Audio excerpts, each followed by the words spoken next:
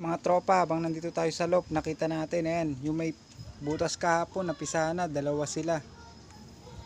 Ayan o, kapipisa lang nung isa, kalalabas lang sa shell. Ayan, check natin mabuti. Check natin mga tropa.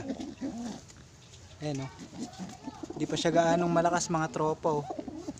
Ayan o, kalalabas niya lang. Ngayon lang.